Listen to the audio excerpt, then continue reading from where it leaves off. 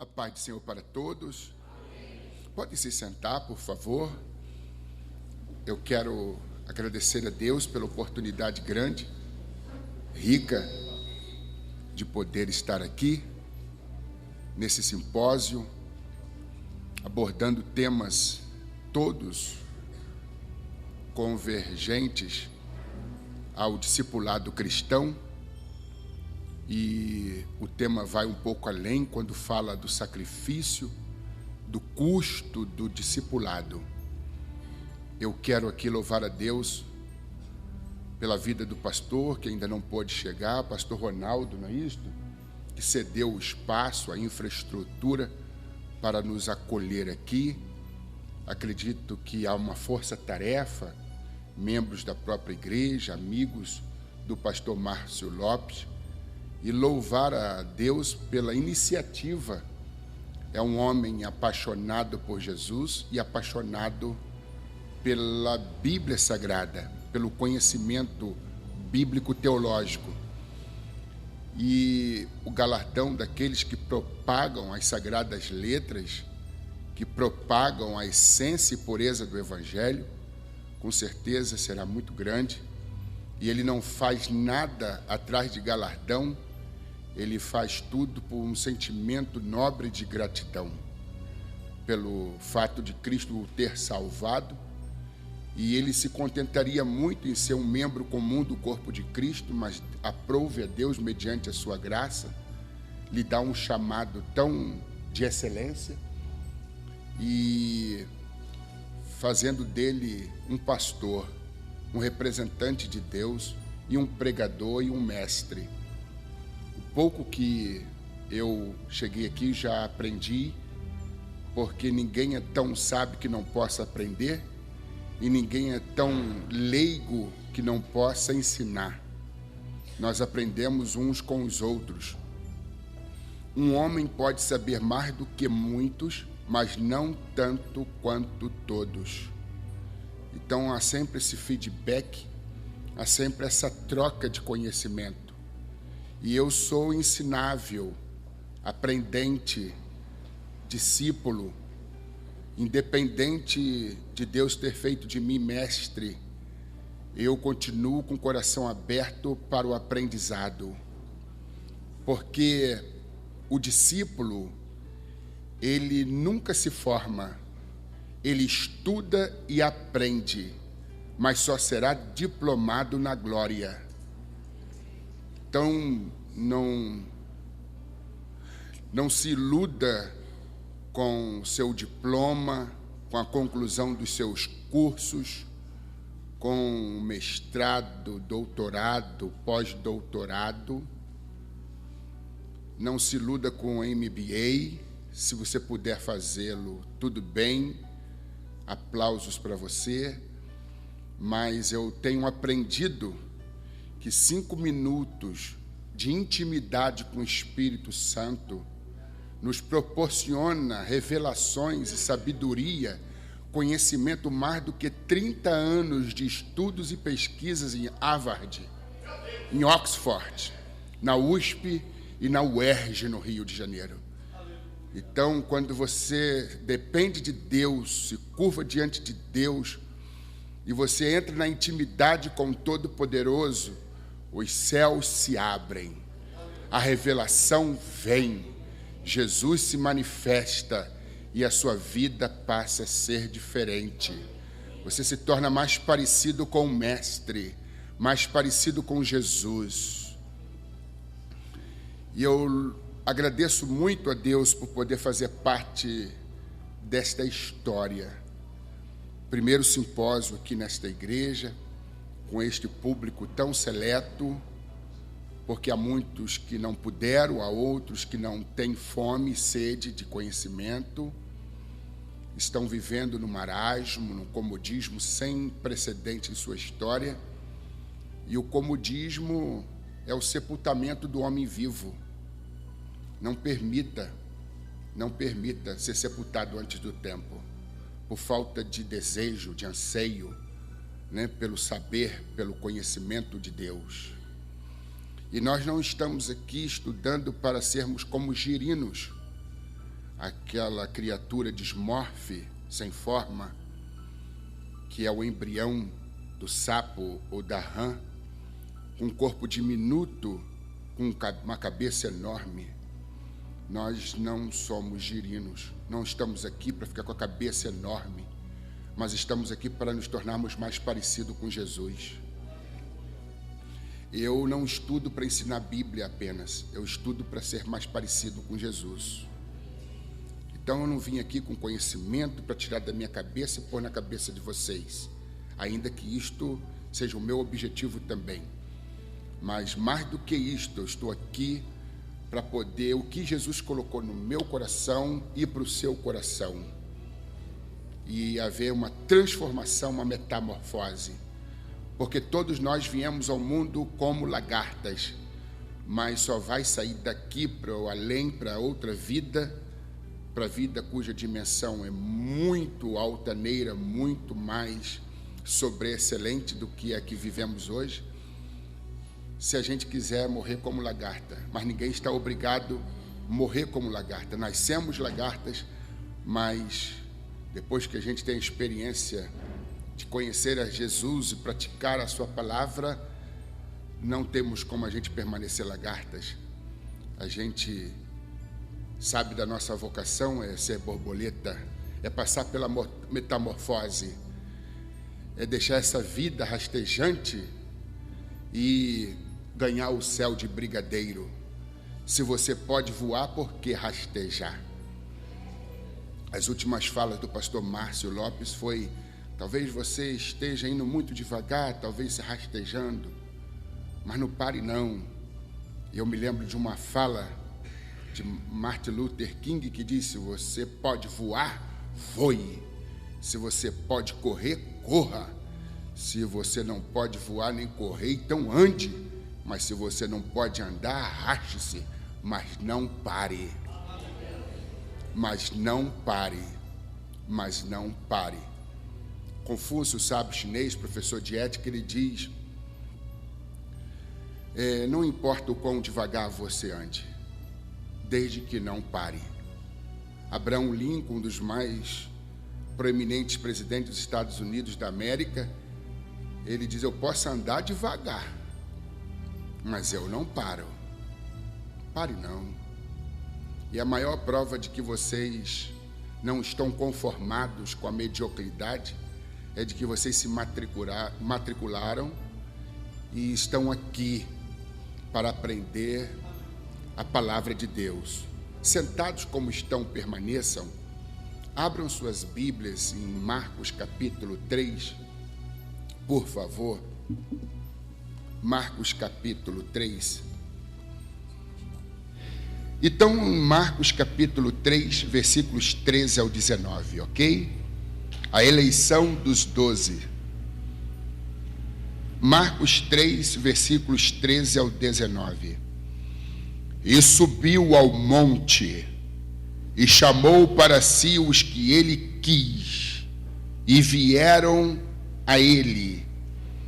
E nomeou 12 para que estivessem com ele, e os mandassem a pregar, e para que tivessem o poder de curar as enfermidades e expulsar os demônios.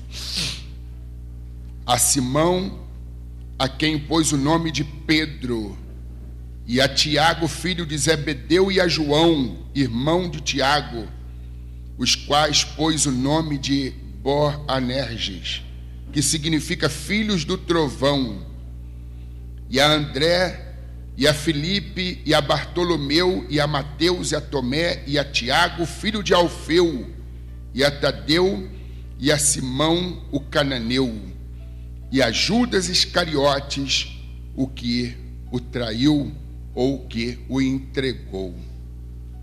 Mantenha suas Bíblias abertas, por favor. Quero aqui notificar a presença do pastor Marcelo, do Parque Esplanada. Deus abençoe, meu amigo. Muitos outros já localizei aqui. Estou me sentindo em casa, né? Pela presença de tantas pessoas afeitas. Eu quero usar aqui uma frase de Confúcio, já até me referi a ele nas minhas colocações iniciais. um sábio chinês, professor de ética, que viveu 500 anos antes de Cristo.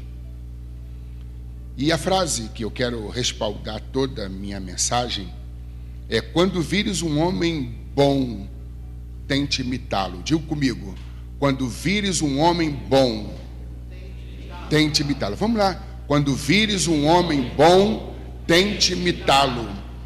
Quando vires um homem mau, digo, quando vires um homem mau, examina-te a ti mesmo. Então vamos lá. Quando vires um homem bom, tente imitá-lo. Quando vires um homem mau, examina-te a ti mesmo. Meus queridos, há muitos personagens bíblicos que são referências para nós, referências de dependência de Deus, e essa talvez seja a maior de todas as lições. Aprendeu a maior lição aquele que aprendeu a depender de Deus.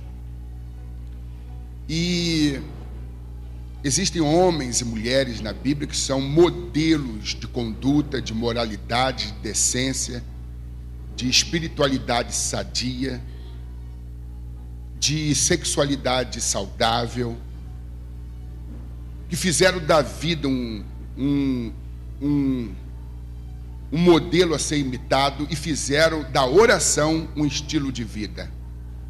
Poderíamos citar personagens tanto do Antigo como do Novo Testamento, a exemplo de Daniel e Paulo e muitos outros, tanto do Antigo como do Novo Testamentos.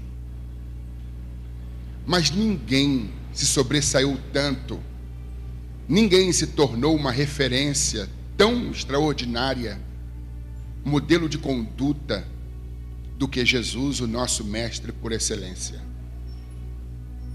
Aristóteles e outros grandes sábios disseram que é lamentável quando o mestre não se deixa superar. E o mestre bom é aquele que se deixa superar. É aquele que é superado pelo seu discípulo.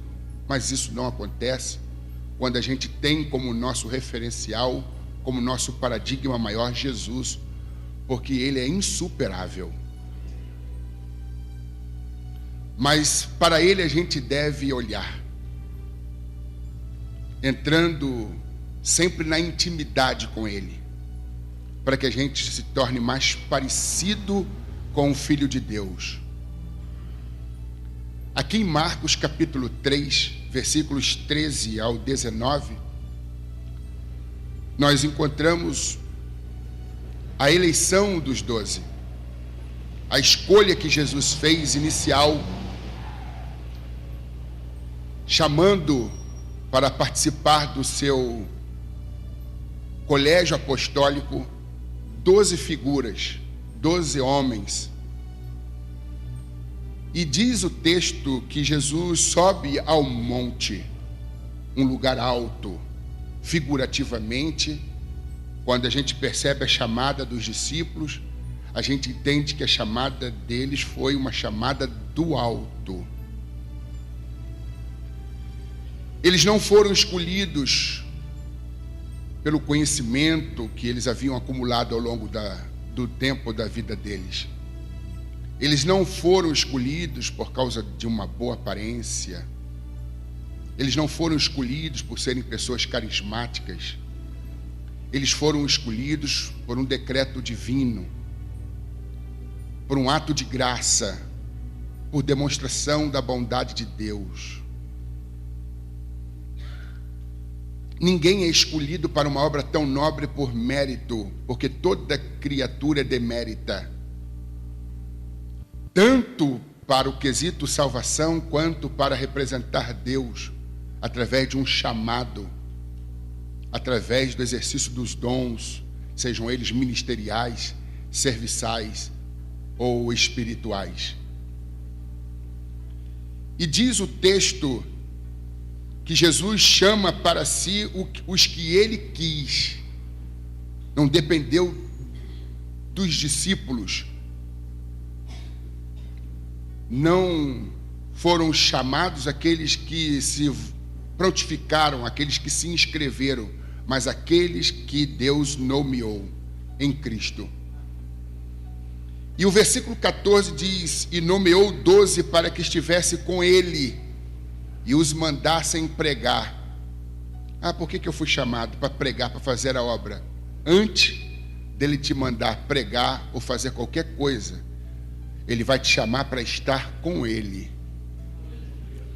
Vivemos hoje numa época de ativismo religioso, em que as pessoas arregaçam as mangas, põem a ênfase no fazer, suam, se esmeram, se sacrificam, dão o máximo de si e não percebem que estão servindo a obra sem estarem servindo ao Deus da obra.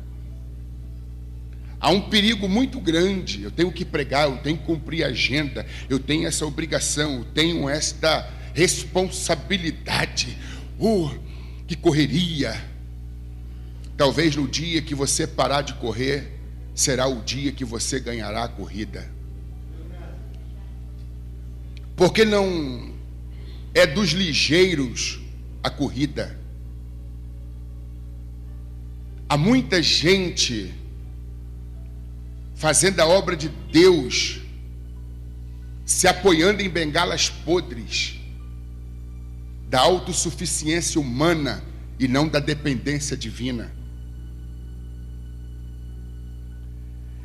Talvez você tenha acumulado experiência, conhecimento, e isto é muito bom, você fazer a obra de Deus com conhecimento de causa.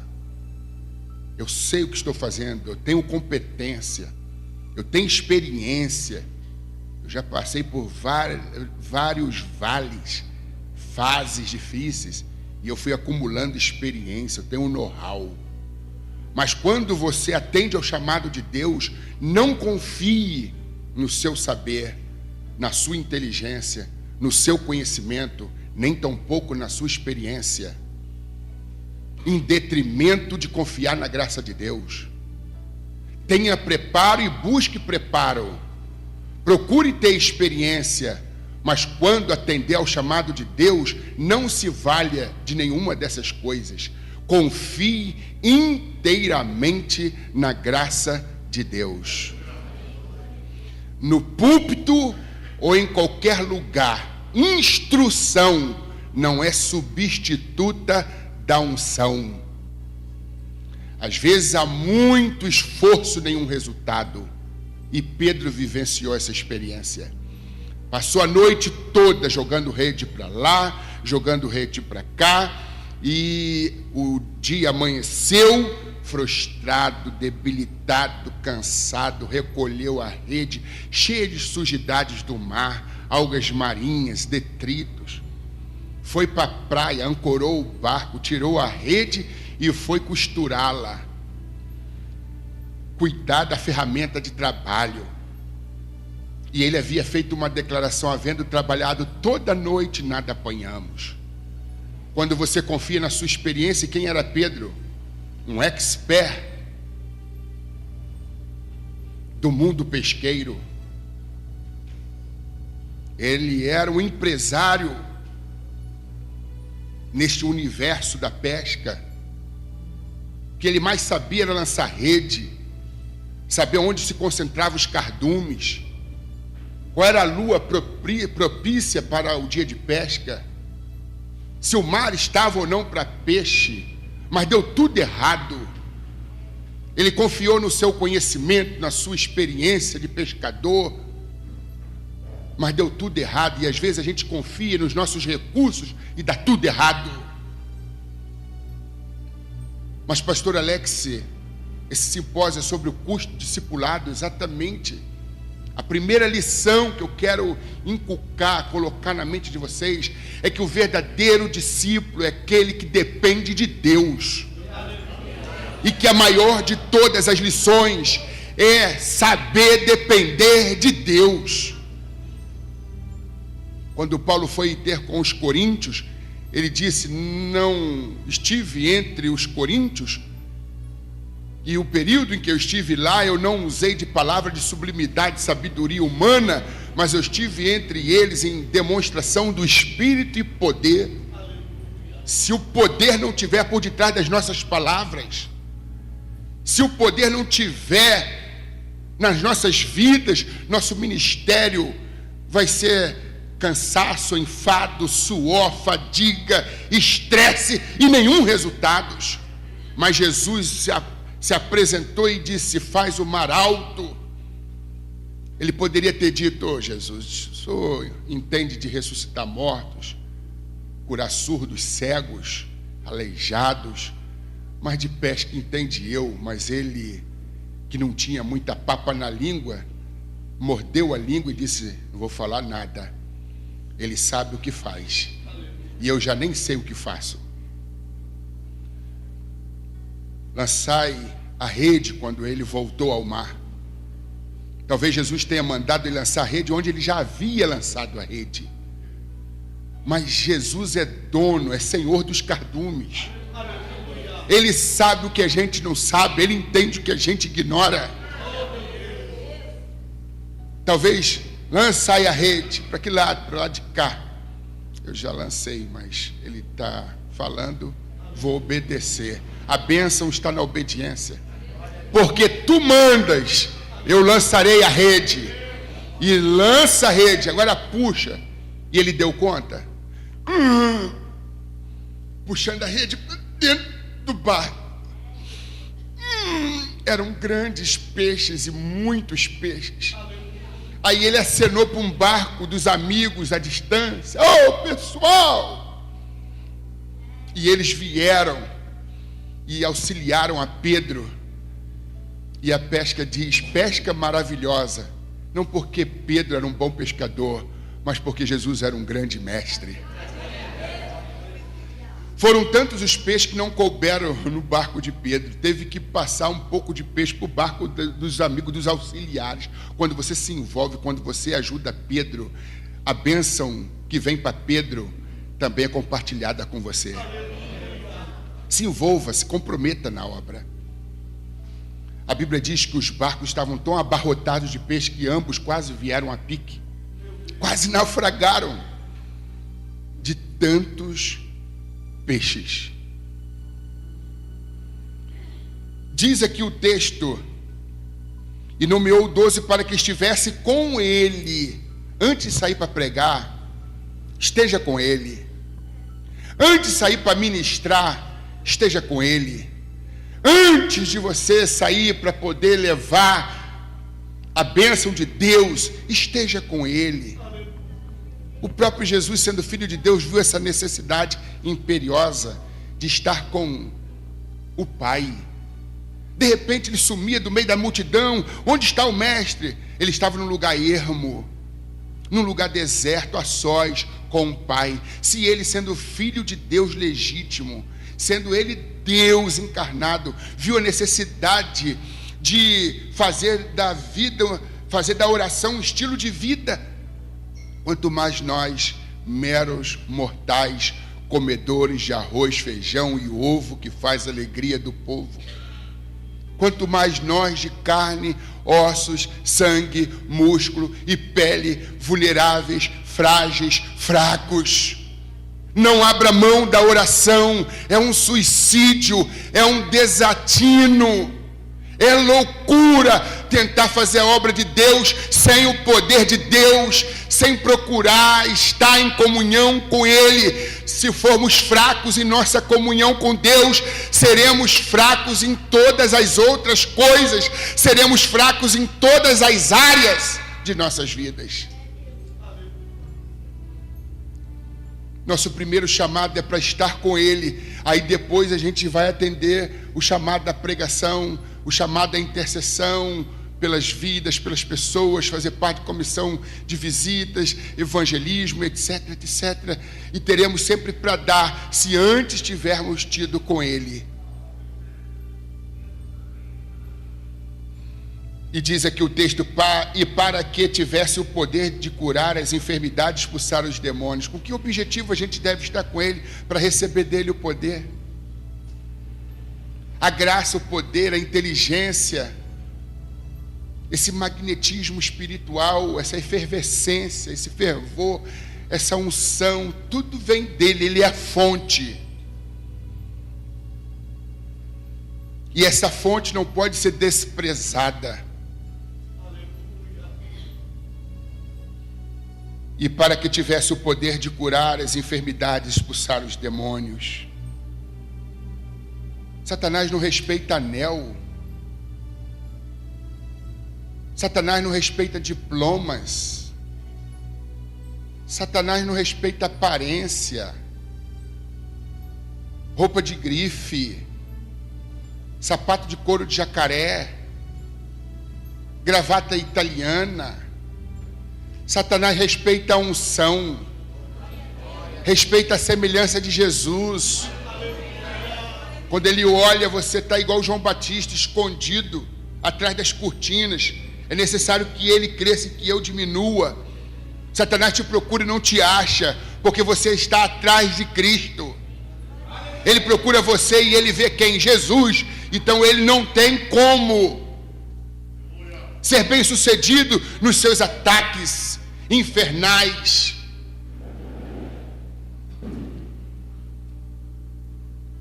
E começa então a ser arrolado aqui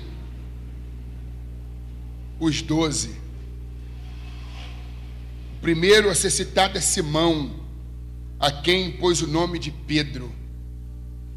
A palavra Simão é um nome próprio, masculino, e que significa uma folha levada pelo vento. Simão significa isso, uma folha levada pelo vento. Fala de alguém que não tem firmeza espiritual, que não tem consistência moral, que não tem estabilidade emocional. E era assim que foi Pedro. Falava na hora errada, agia com rompante de ira, não tinha domínio sobre as próprias emoções, um falastrão, alguém que deixou a desejar, que traiu o mestre, negando por 3 vezes. Era uma folha levada pelo vento. A primeira coisa que Jesus, quando bate os olhos, diz: você não se chamará mais Simão, não. Você vai chamar Petros, pedra, firmeza, solidez. Aí ele chama Tiago, filho de Zebedeu, e João, irmão de Tiago, aos quais pôs o nome de Boanerges, que significa filhos do trovão, André, Filipe, Bartolomeu, Mateus, Tomé, Tiago, filhos de Alfeu e Tadeu, que provavelmente seja Judas Tadeu, e a Simão o cananeu, e a Judas Iscariotes, que o entregou ou que o traiu. Todos os discípulos ou apóstolos aqui citados tiveram seus altos e baixos, mas todos eles se tornaram bons referenciais, bons modelos. O último ser citado aqui é Judas Iscariote, que o entregou ou que o traiu. O discípulo desleal.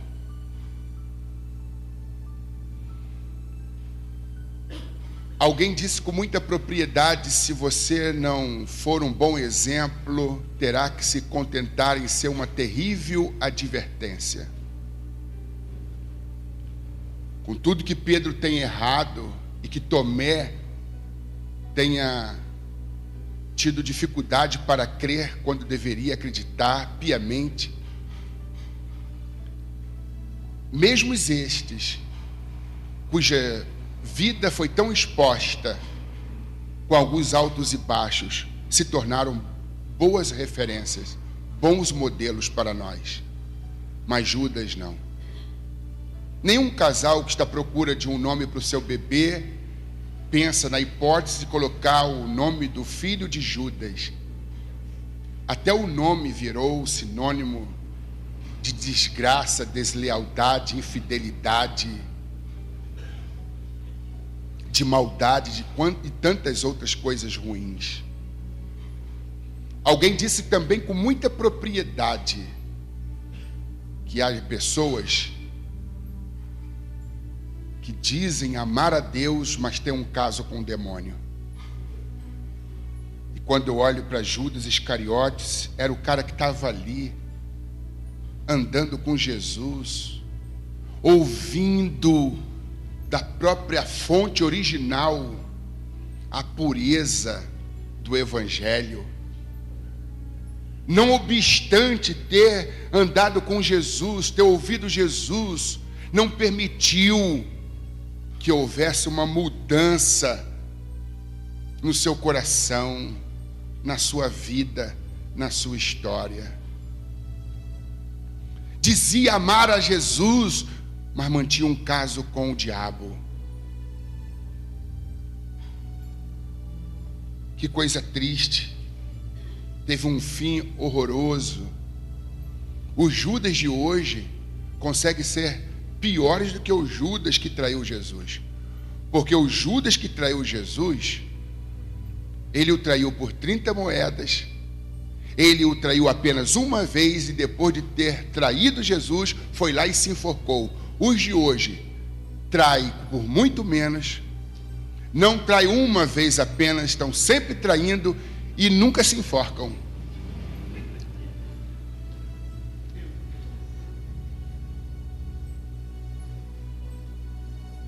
Deixa eu dizer uma coisa para vocês. A primeira lição é que o verdadeiro discípulo, ele é dependente do mestre. Ele não abre mão da intimidade com o mestre, da dependência em relação ao mestre. Porque ele sabe que longe de Deus as coisas não funcionam. É só frustração, é só decepção. Deixa eu dizer uma coisa, se você for bem sucedido na sua vida cristã, por mais que você tenha se esforçado para poder ser bem sucedido, por mais que você tenha buscado o conhecimento para ter uma vida bem sucedida, mas se você for um discípulo cuja vida cristã seja de fato bem sucedida, não terá alcançado tal objetivo porque você foi um bom discípulo, mas porque Jesus é um bom discipulador.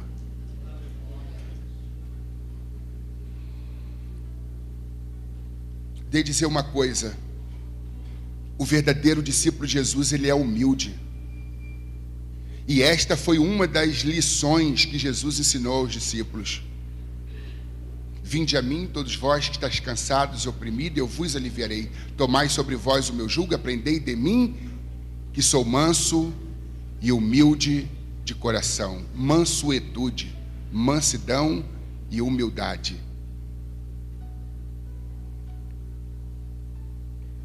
A Bíblia diz que Moisés foi o homem mais manso da face da terra. Ah, mas ele se irou. Sim, houve alguns episódios, mas não foi um estilo de vida. Moisés não era um homem irascível, propenso, susceptível à ira.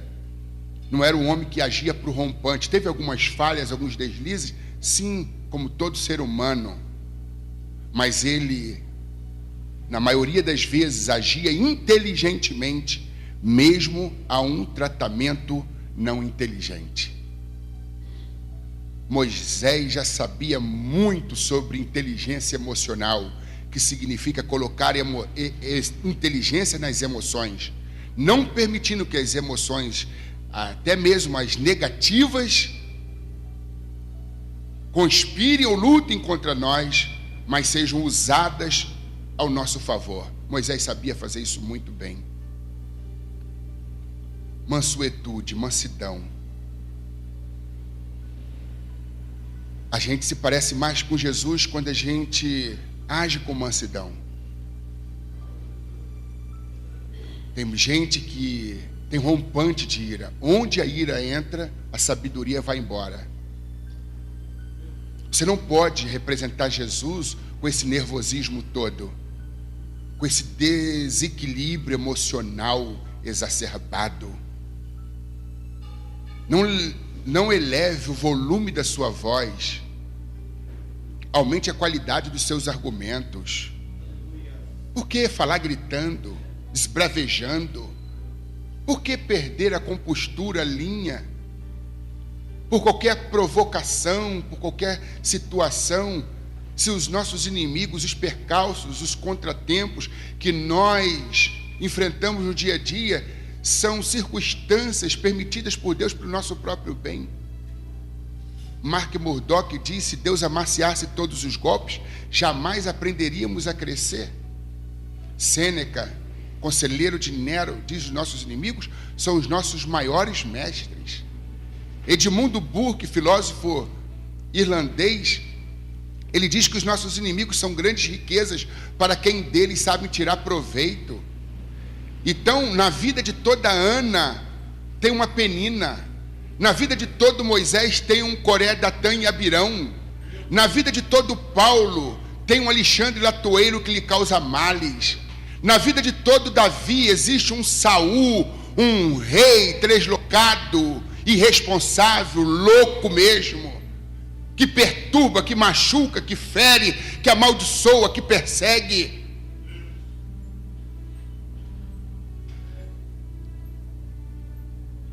O grande poeta libanês Khalil Gibran, ele diz o seguinte: eu aprendi a paciência com os impacientes, aprendi a tolerância com os intoleráveis, aprendi o silêncio com os faladores. As pessoas que mais me prejudicaram foram os meus maiores professores, e eu sou grato a esses professores. As pessoas que nos perturbam e que nos perseguem são colocadas em nosso caminho pelo próprio Deus, para que as amemos e as relevemos no temor do Senhor. Se tropeçarmos ou rejeitarmos estas pessoas, estaremos tropeçando e rejeitando o próprio Deus.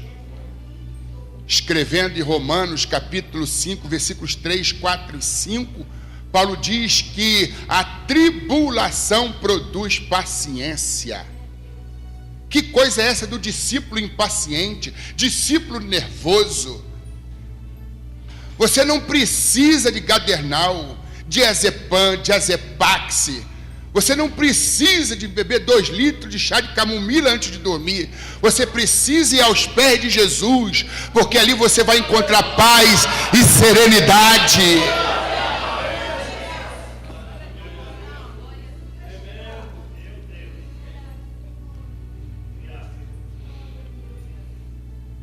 A tribulação produz paciência. Aí você diz assim: foi bom participar desse simpósio. Eu não sabia disso. A partir de hoje eu não oro mais pedindo paciência, porque a gente pede paciência, Jesus envia a tribulação. Tem coisa pior do que ser discípulo impaciente. A impaciência revela imaturidade e falta de confiança em Deus. Seja paciente. A palavra paciência significa ciência da paz. É ter um espírito imperturbável mesmo vivendo em meio às adversidades. A palavra paciência também significa levar muito tempo para ferver. Tem gente que ferve com muita facilidade. Em alguns discípulos, assim chamados discípulos, calo devia se chamar mina, pisou e explode.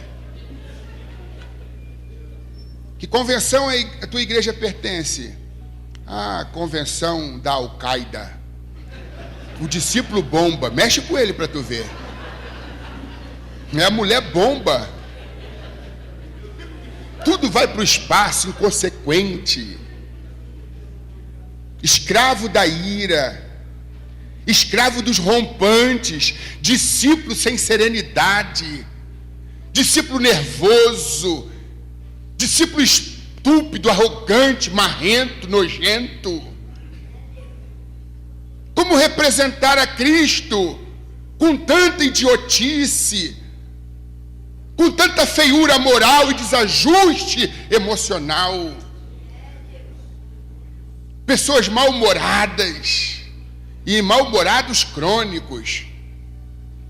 Porque uma coisa é você sofrer uma alteração emocional devido a um percalço, está vindo atrasado para um compromisso, o pneu fura. Você não vai ficar contente que meu pneu furou, já estava chegando atrasado, mesmo o pneu não furando, e agora é que eu vou chegar mesmo mais atrasado. Isso altera o seu estado de humor. É normal. O crente verdadeiro, o discípulo verdadeiro se irá, o crente ficar nervoso, o crente ficar mal-humorado, mas que seja uma exceção à regra. E não a regra em si. Segunda está nervoso, terça está nervoso, quarta, quinta, sexta, sábado, domingo, está nervoso, está mal-humorado, está espraguejando, é um ranzinza crônico. Janeiro, fevereiro, março, abril, 2000, 2001, 2002, 2014, 2015, 2016, vai levar essa desgraça com você até onde? Teilhard de Chardin, teólogo jesuíta, filósofo francês, ele diz que a alegria é a maior evidência, o maior sinal da presença de Deus. Cristãos amargos, carrancudos, são difamadores do Senhor. Nada tem prejudicado mais o cristianismo do que cristãos carrancudos, mal-humorados, tristes. Como levar Cristo ao moribundo, ao deprimido, ao depresso, com essa cara feia, com esse coração cheio de amargura, de ódio e de rancor, para receber teu Jesus, aceitar o teu Jesus. Eu não quero o teu Jesus, não. E passa uma ideia de uma fé deturpada. Porque se você tem Jesus, tu não pode estar com essa amargura, porque a Bíblia diz que o coração alegre, o que faz? Aformoseia o rosto. A minha cara, irmãos, pode até ser sim parecida com a cara de Timaia, mas meu coração é cheio de Jesus. Diga comigo, pastor pode ter cara feia, ele só não pode ter duas caras. Não importa se você tem cicatriz, se você tem um defeito, se você não tem uma boa aparência, assim como eu. Mas você está com Ele? Está investindo tempo em oração com Ele? Porque quando a gente faz muitas coisas, se dedica a muitas coisas, a gente gasta tempo. Quando a gente está com Jesus, a gente não gasta tempo, a gente investe tempo. Porque nunca é perda, é só lucro, é só ganho, é só conquista, é só aquisição. Estar com Ele, estar com Ele, estar com Ele, estar com Ele, estar com Ele. Você pode aplaudir o Senhor Jesus Cristo.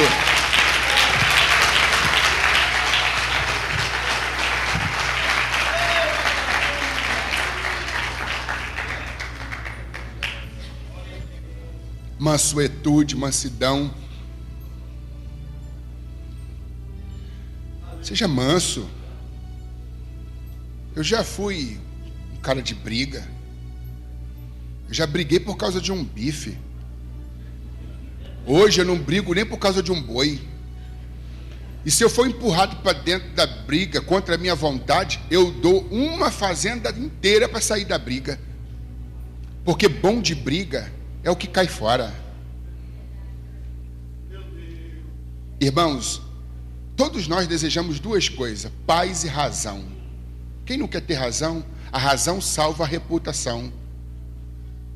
Quando o seu argumento é inconteste, quando o seu parecer é incontestável, que se sobrepõe ao parecer de outrem,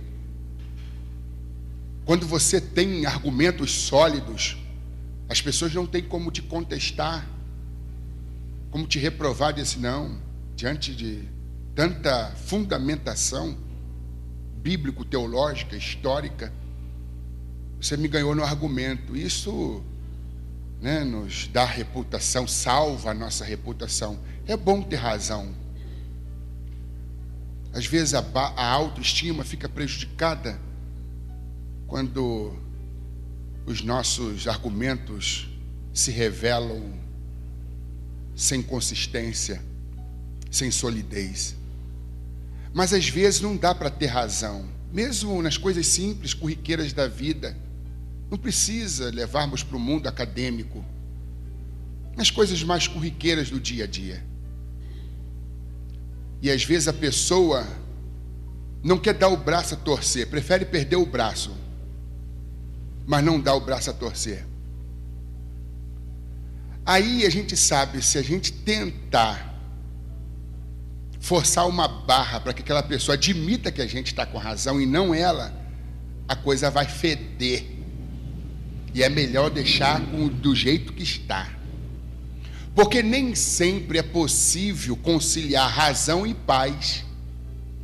Antigamente eu brigava para provar que eu tinha razão, porque tem gente que diz assim: quando eu não tenho razão eu me calo, mas quando eu vejo que a razão está do meu lado, eu passo por cima de tudo e de todos, eu enfrento, eu vou até o inferno.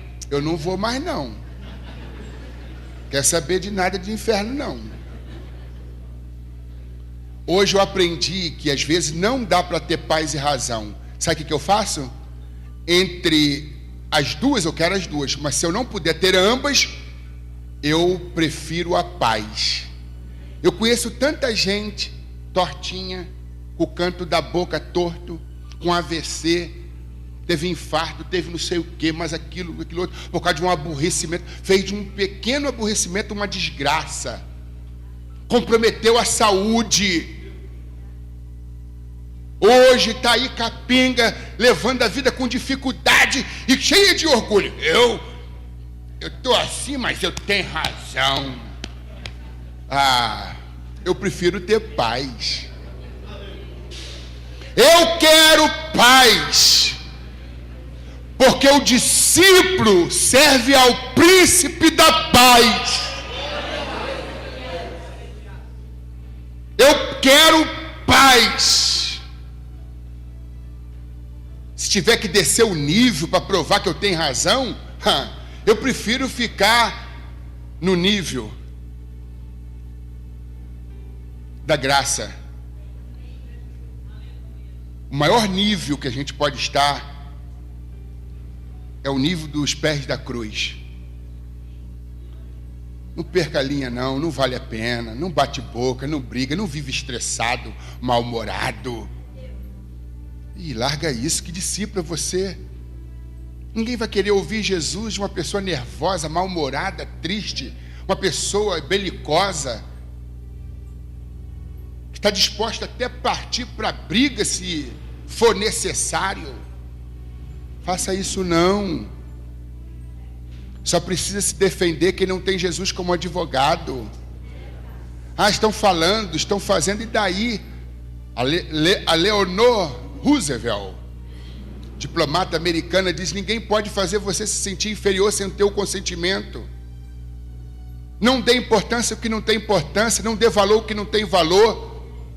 Os críticos sempre existiram, e não vai ser diferente hoje. Truculência, retaliação, só tem que Deus usa tudo isto para o teu bem, porque Deus não te deixa ser provado, não deixa você passar por lutas sem propósitos. Ele tem um propósito através da sua dor. Ao invés de transformar a tua dor em revolta, transforma a tua dor em poesia. Ao invés de pegar o limão do limoeiro e comê-lo do jeito que você arrancou do pé, amargo, ácido, azedo, faça do teu limão limonada. Faça do teu sofrimento um marco de crescimento. Goethe, um grande filósofo alemão, ele diz: eu nunca deixei de fazer da minha dor uma poesia. Faça do teu sofrimento, das tuas mazelas e percalços, trampolim para a vitória e não um escorregão para a derrota. A W. Tozer, Aiden Wilson Tozer, pastor pregador norte-americano, nascido na Pensilvânia, ele tem uma frase retórica que diz algo que já me acompanha durante muito tempo. É duvidoso, diga comigo, é duvidoso, que Deus possa usar poderosamente alguém sem antes esmagá-lo. Contudo, Deus não esmaga para matar, mas para forjar o caráter de Cristo, para preparar, para capacitar, para aperfeiçoar, para depois usar. Entendeu que Penina é bênção? Saul é o bisturi que Deus está usando para poder lapidar e para melhorar a tua estética espiritual e moral? Já percebeu que os percalços, mazelas, contratempos, reveses, vicissitudes, dificuldades são instrumentos de Deus? Por detrás do teu sofrimento estão as mãos do olheiro em ação. Deus tem o poder de mudar as circunstâncias, de pôr um ponto final nessa tua dor, nesse sofrimento, mas se o fizer, talvez você será menos beneficiado do que se ele deixar que as coisas continuem por algum tempo do jeito que está, ou do jeito que estão. Quando Deus, diga comigo, quando Deus não muda as circunstâncias, é porque Ele quer mudar alguma coisa em nós. Percebeu o prejuízo? Ele muda tudo para te favorecer, deixando você numa redoma, todo protegido. Mas aí a mudança interior, você continua sendo um homem mesquinho, uma mulher mesquinha, o discípulo muito aquém do que ele idealizou para a tua vida. Ele permite os contratempos, as mazelas, os percalços, as dificuldades, as vicissitudes, visando o teu crescimento, o teu amadurecimento. Porque maturidade não significa o quanto a pessoa viveu, mas o quanto ela aprendeu. Existe o perigo do envelhecimento sem o crescimento. Há muitas pessoas que estão só envelhecendo, mas não estão crescendo, não estão amadurecendo. Os bebês são adoráveis, mas seria uma monstruosa tragédia se uma pessoa permanecesse bebê a vida toda. E existem bebês de 30 anos, bebês de 40 anos, bebês de cabelos brancos e rugas. Os que viveram mais, tiveram mais oportunidade de amadurecer e de crescer, mas não necessariamente quem viveu mais aprendeu mais. Às vezes existem pessoas tão jovens, mas com uma maturidade. Brincadeiras à parte, o assunto é sério. Você está crescendo? Você está desenvolvendo o potencial que Deus colocou em você? Existe mais de Deus dentro de você do que você imagina.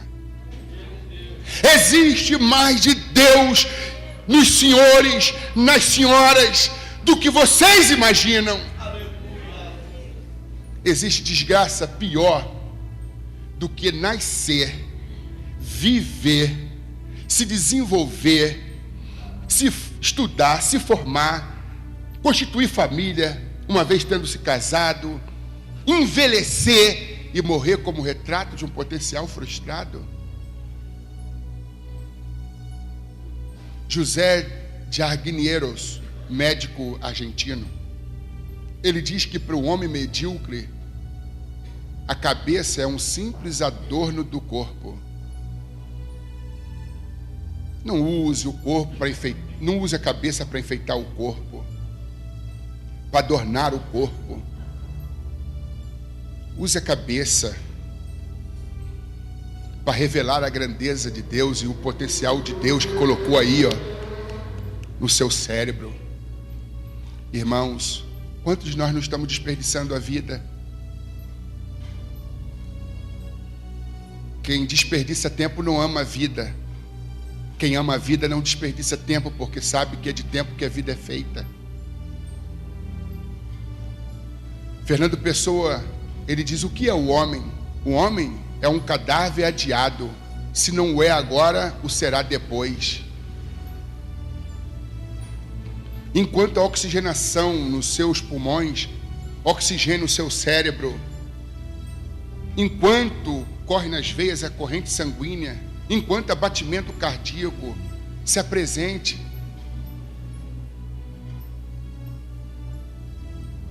digo assim, se pudéssemos ver a pessoa que Deus quer que sejamos, nunca ficaríamos contentes com quem somos. Você é tudo aquilo que Deus planejou para a tua vida. Só temos uma vida para viver, irmãos. Não temos 2, 3 vidas. Se a gente não souber usar o tempo, a vida, a gente vai chegar no fim da vida muito aquém do que Deus planejou. Que tristeza. Não vai dar para passar uma borracha. Há um provérbio chinês que diz: 3 coisas não voltam atrás: a palavra proferida, a flecha arremessada e a oportunidade perdida. São também dos chineses as expressões: o sábio na dificuldade encontra oportunidade, o tolo nas oportunidades encontram dificuldades. Tem muita gente que diz: eu não cheguei até lá por causa das circunstâncias, por causa dele, por causa dela. Que isto? Não fica tentando arrumar culpados e se eximir da responsabilidade. Chama a responsabilidade para si. Se apresente. Passa por cima disso tudo. Refém das circunstâncias. Maturidade, o que é maturidade? É fazer as melhores coisas nos piores tempos. É extrair o melhor do pior. É não se tornar refém das circunstâncias. É não se tornar escravo das próprias emoções, mas senhor delas.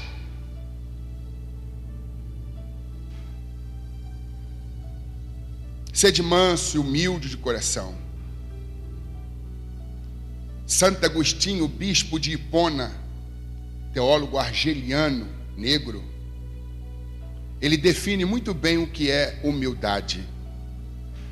Humildade é a ausência de quaisquer desejo de visibilidade.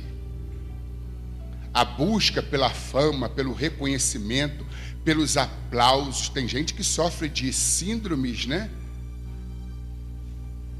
Do pavão. É o pregador ostentação, é o pastor ostentação, é a missionária ostentação. Sofrem de pupinite. Fazer a obra de Deus é só no púlpito. E sofre de holofotite, debaixo dos holofotes, da luz de ribalta. Mas ministério não é ser visto. Ministério é serviço. Quer comais, ou quer bebais, ou façais qualquer outra coisa, fazei tudo para a glória de Deus. Humildade é a ausência de quaisquer desejo de visibilidade. A humildade é uma virtude tão complexa que quando você percebe que a tem, acabou de perdê-la. O verdadeiro discípulo é despretensioso. Ele faz tudo para a glória de Cristo, até beber e comer, dormir e acordar. Quer comais ou bebais ou façais qualquer outra coisa, fazei tudo para a glória de Deus. Aquele que se gloriar, gloria-se no Senhor, porque não é aprovado aquele que a si mesmo se louva, mas sim aquele a quem o Senhor o louva. Não se glorie o sábio na sua sabedoria, nem o rico na sua riqueza, nem o forte na sua força. Aquele que se gloriar, gloria-se nisto, em saber e reconhecer que eu, Deus, faço benevolência, juízo e justiça no meio do meu povo, e isto, diz o Senhor, me agrado.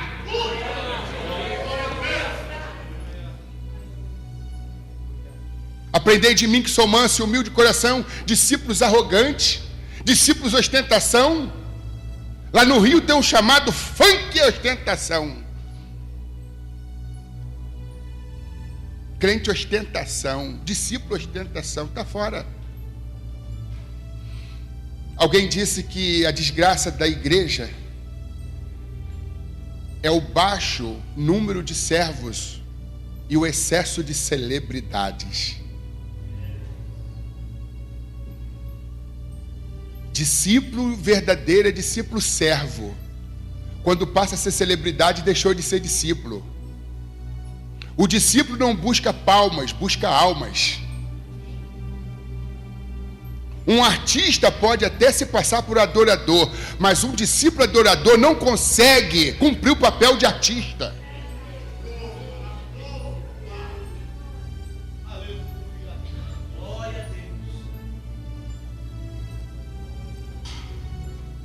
Santo Agostinho também define o que é soberba. Ele diz que soberba é o desejo perverso pelas alturas. Diga comigo, soberba é o desejo perverso pelas alturas. Por que perverso? Porque para chegar lá, nem que eu tenha que passar por cima de todo mundo. Os fins justificam os meios.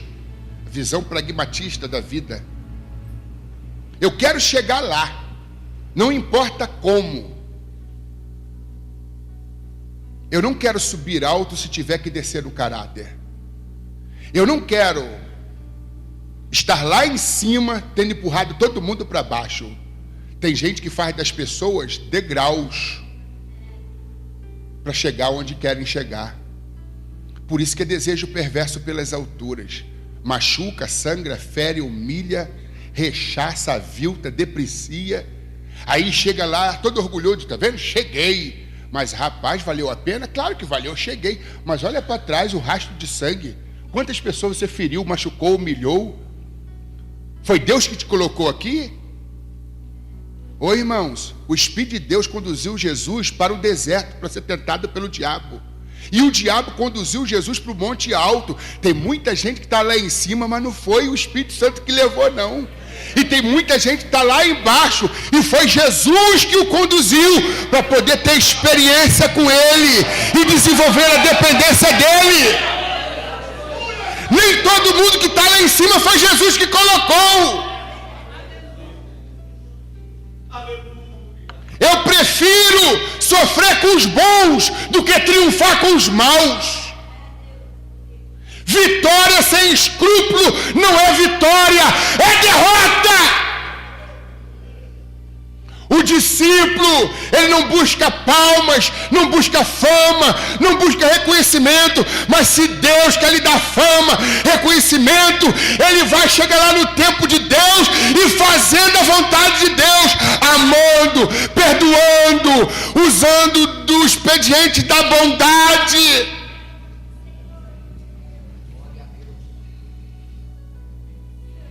O que você está fazendo para chegar lá?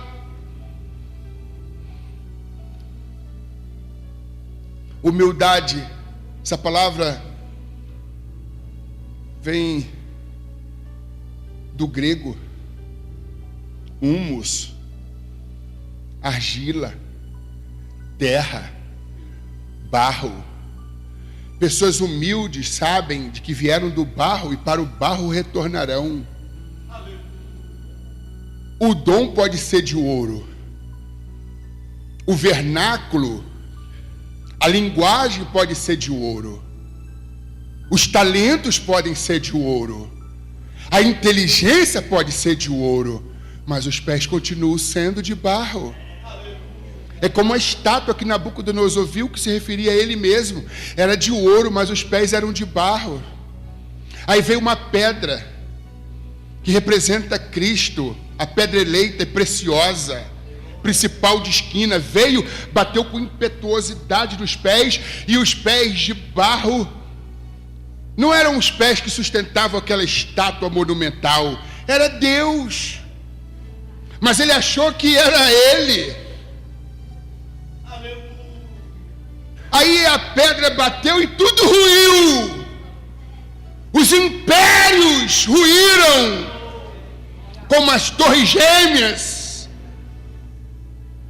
O que te mantém em pé não é a tua inteligência, o que te mantém em pé não são os teus méritos. Santo Agostinho diz que a suficiência dos meus méritos está em saber que os meus méritos não são o suficiente. Toda a minha eficiência sem a suficiência de Cristo é pura deficiência. Toda boa dádiva, todo dom perfeito não vem de mim só vem contrariedades e contradições. Toda boa dádiva e dom perfeito, disse Tiago, meu irmão de Jesus, vem do Pai das luzes, vem do alto, vem de Deus, em quem não há sombra e nem mudança de variação. Se alguma coisa bonita em mim, se alguma coisa que lhe causa admiração em mim, foi Jesus que colocou. De mim só sai coisa feia, de dentro de mim só sai sujidades, coisas ruins. Então a glória é dele, a honra é dele, o louvor é dele, glórias pois a ele. Você pode aplaudir o Senhor Jesus.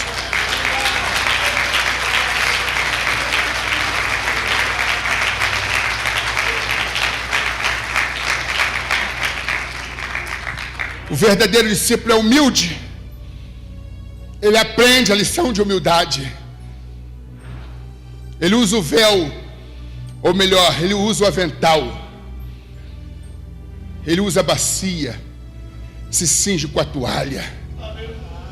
Ele se comporta como o menor da casa do Pai. Não tem pretensões. Jigoro Khan, tem algum lutador de judô aqui? Quem já fez judô? Quem faz judô? Eu faço Taekwondo.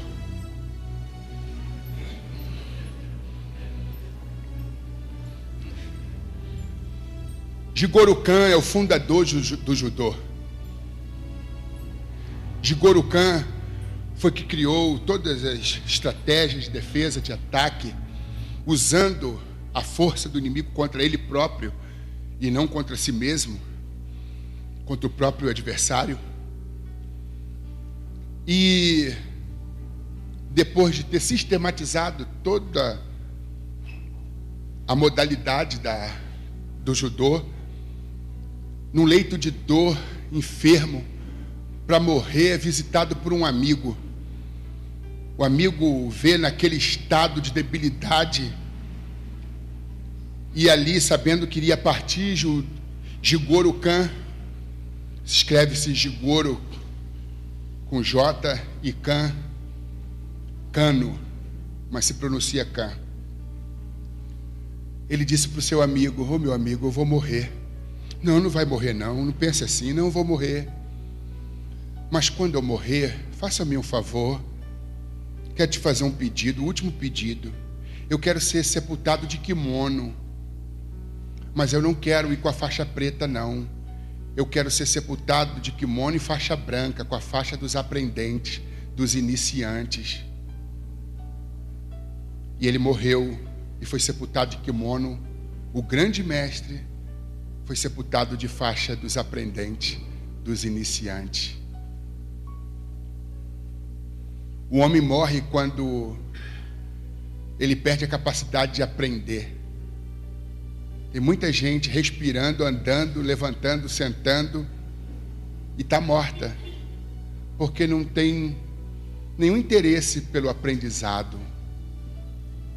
E a quem morre tentando absorver aprender mais alguma coisa.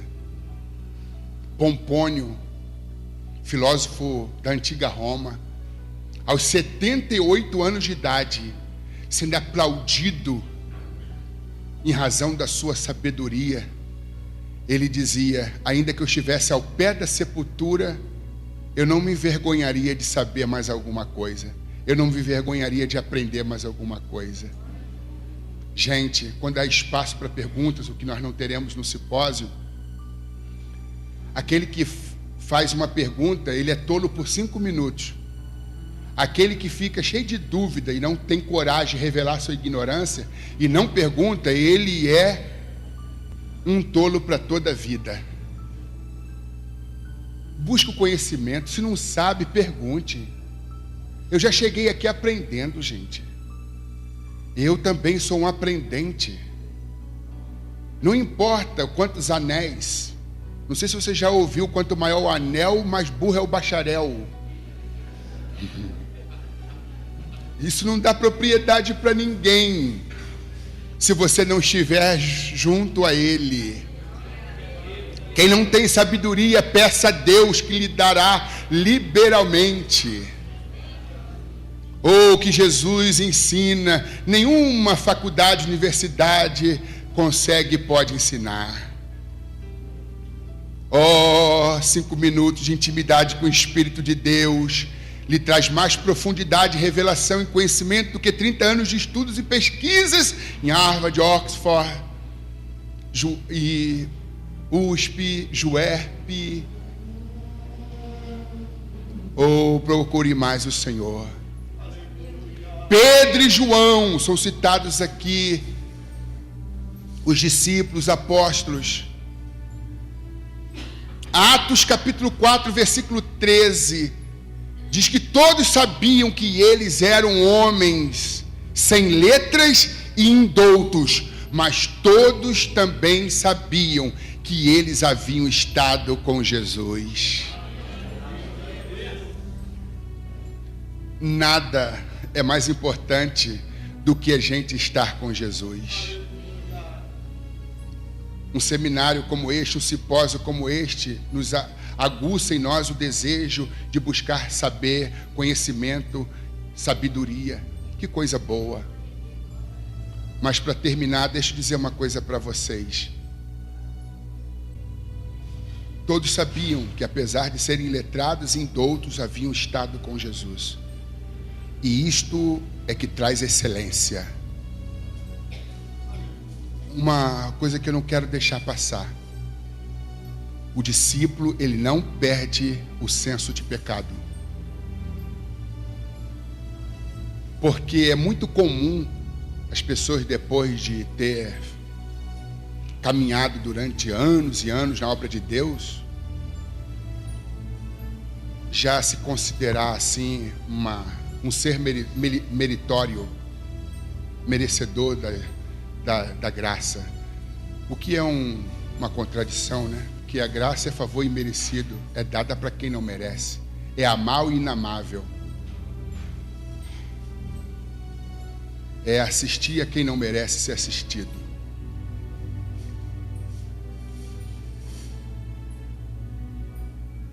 E o discípulo que parou de se arrepender, parou de crescer. Senso de pecado: eu não deveria ter dito aquilo, eu não deveria ter agido daquela forma. Mas tem gente que racionaliza os seus erros, relativiza os seus erros e toca a vida como se fosse intocável. Senhor da verdade absoluto, os mais consagrados homens da história do cristianismo jamais perderam consciência de pecado.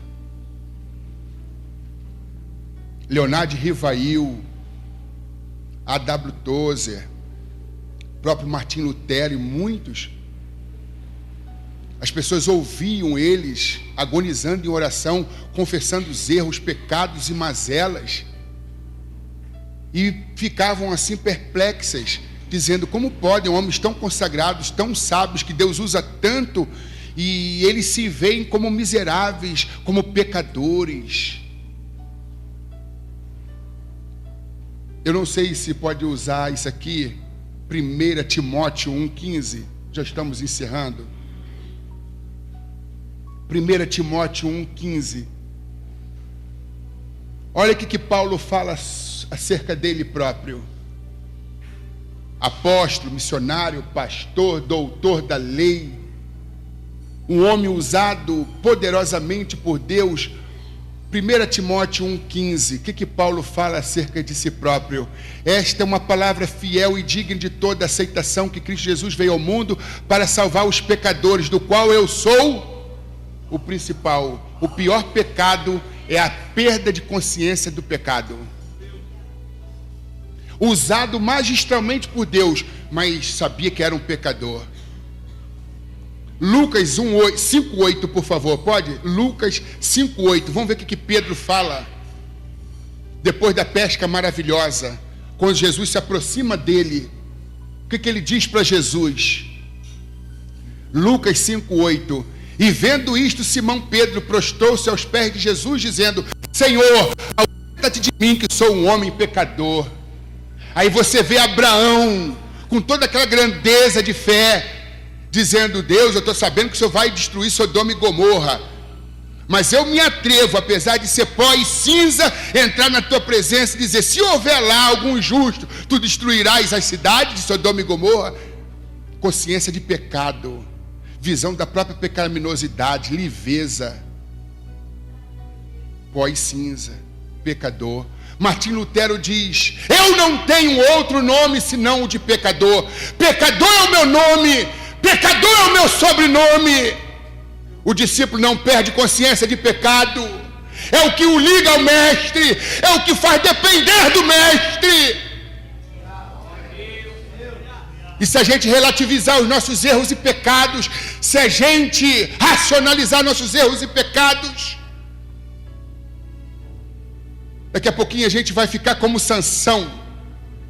Pode vir os filisteus, pode vir os inimigos, e a gente vai apanhar, vão vazar os nossos olhos, e a gente vai viver uma vida de escravo, porque tardiamente nos daremos conta de que a Bíblia diz que Sansão já não sabia que o Espírito de Deus não estava mais com ele. O pecado começa como uma simples teia de aranha, mas termina com uma camisa de força quando a gente perde o senso de pecado. Em o nome de Jesus, discípulo de Jesus, discípula do Mestre, não perca a consciência do pecado. Reconheça os teus erros, tuas falhas, fragilidades, vulnerabilidades e fraquezas, e vai a Jesus. Passe mais tempo com Ele. Quem passa tempo com Ele não gasta tempo, investe tempo.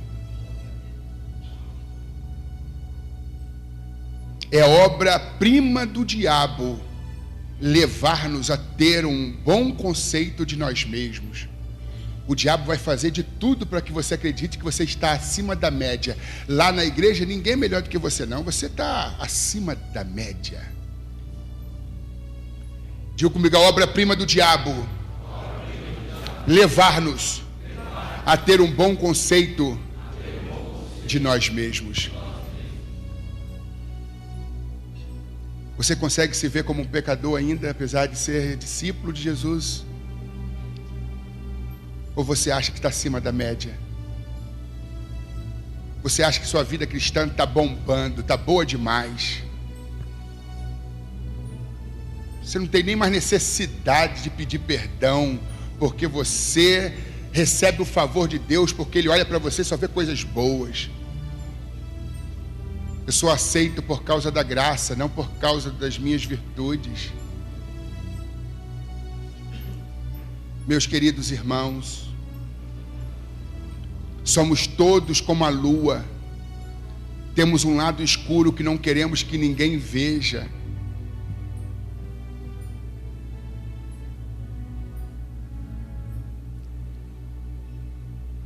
Carl Gustav Jung, pai da psicologia analítica, ele trabalha com o conceito de sombras.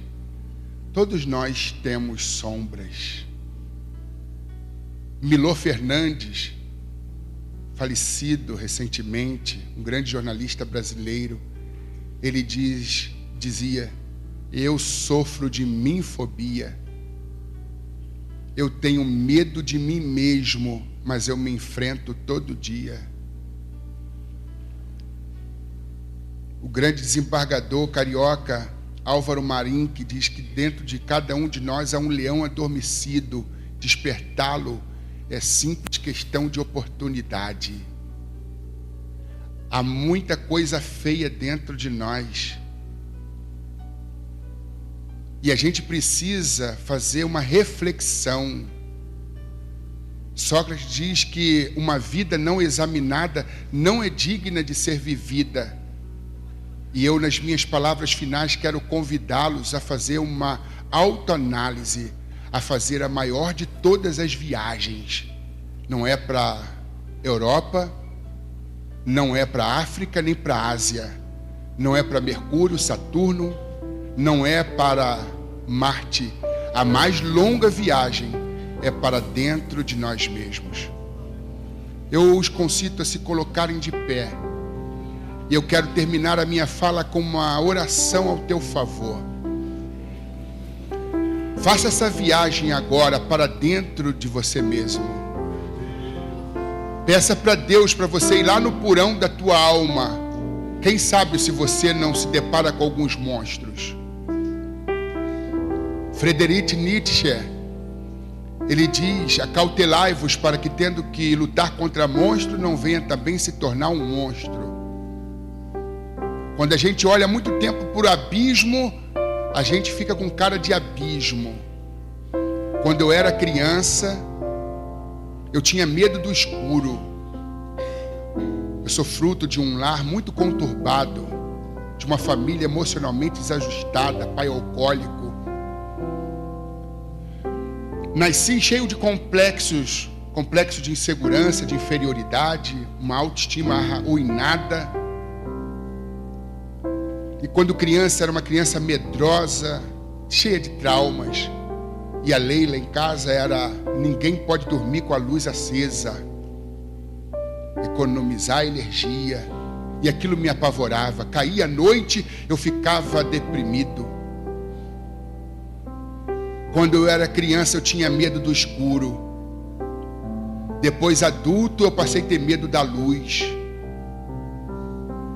Medo da verdade. Querendo fugir de mim mesmo e não me enfrentar. Não querendo lidar com o meu ódio, com a minha mágoa, com a minha soberba, com a inveja. Eu procurava monstros mitológicos, imaginários quando eu era criança. Hoje eu percebo que os monstros existem e eles estão dentro de nós. Dentro de cada um de nós. A esses monstros.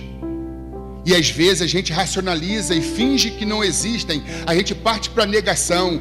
Não, e o diabo diz: olha, se preocupa com isso não. É obra-prima do diabo levar-nos a ter um bom conceito de nós mesmos. Nunca te levar à reflexão. 2 Coríntios 13:5, Paulo diz: examinai a vós mesmos, para se ver se Cristo está em vós, se estáis na fé. Porque se não estiver em vós o Senhor e não tiverem na fé, já estás reprovado. Quando ele fala sobre a Santa Ceia, ele aconselha os cristãos de Corinto ao autoexame: examinai a vós mesmos, não é examinar o outro. Pecador não julga pecador, um camelo não zomba da corcunda de outro camelo. Eu não estou aqui para olhar os teus defeitos, nem para falar dos teus defeitos, mas eu estou aqui para fazer uma viagem para dentro de mim mesmo e ver em que eu preciso melhorar. É diante do espelho da palavra, é diante do espelho do banheiro que a gente fica cara a cara com a pessoa responsável pelo nosso sucesso e pelo nosso fracasso. Não adianta eu culpar A, B e C e as circunstâncias por eu estar do jeito que eu estou. Feche os olhos, curve as vossas cabeças. Eu te agradeço por fazer parte desse simpósio. Seria uma alegria estar aqui na condição de um aluno, de um inscrito, mas aprovo, Senhor, mediante sua graça, me qualificar na condição de ministrante. E eu quero, Deus, me gastar, me deixar ser gasto, para que teu nome seja glorificado e para que essas vidas sejam edificadas. Oh Deus, eu quero abençoar os teus filhos e as tuas filhas. Queremos ser melhores seres humanos. Queremos vestir, Senhor, o avental da humildade. Queremos ter uma vida servil, uma liderança servil. Porque aquele que diz que é servo, mas não serve, para ti não serve. Deus, revele o potencial que o Senhor mesmo colocou em nós. Nos ajude a sair desse marasmo, a nos livrar dessa casca, a nos livrar desses invólucros, a nos livrar dessas correntes, amarras, condicionamentos que nos aprisionam. Queremos voar e deixar para trás essa vida de lagarta, de molusco. Queremos ganhar o céu de brigadeiro. Não queremos viver como pardal, pardalaca, pardaleja. Queremos viver como águia. Queremos sair da mediocridade, da mesmice, desse continuismo sem fim e voar rumo à excelência. Queremos ter sede e fome de ti. Queremos praticar a mansidão e a humildade. Queremos aprender a maior de todas as lições, que é saber depender do Senhor. Eu abençoo esta igreja. Eu abençoo este povo. A vida do pastor Márcio Lopes, sua esposa, seus filhos, as famílias aqui representadas. Deus, que o Senhor possa fazer desse simpósio uma escola de ministério, e que o Senhor possa levar o teu servo idealizador às águas profundas do teu espírito, porque pérolas nós não encontramos na praia, senão no fundo do mar. E o Senhor o conduz, ó Deus, para o fundo do mar, e ele terá acesso aos teus ricos tesouros. Aquilo que é agora não pode se comparar com aquilo que será. E eu abençoo o seu filho. Eu peço que o Senhor alargue suas fronteiras, que o Senhor traga recursos, estratégias, conhecimento supraterreno, no nome de Jesus, abençoando a ele e a todos que abraçaram, que acreditaram, ó Deus, neste evento, neste grande investimento espiritual. Não há dinheiro que pague, porque esse evento não tem preço, tem valor. E eu te louvo pela vida de cada um que o Senhor trouxe para participar desse simpósio, no nome de Jesus. Vocês podem aplaudir a Jesus, o Mestre dos Mestres.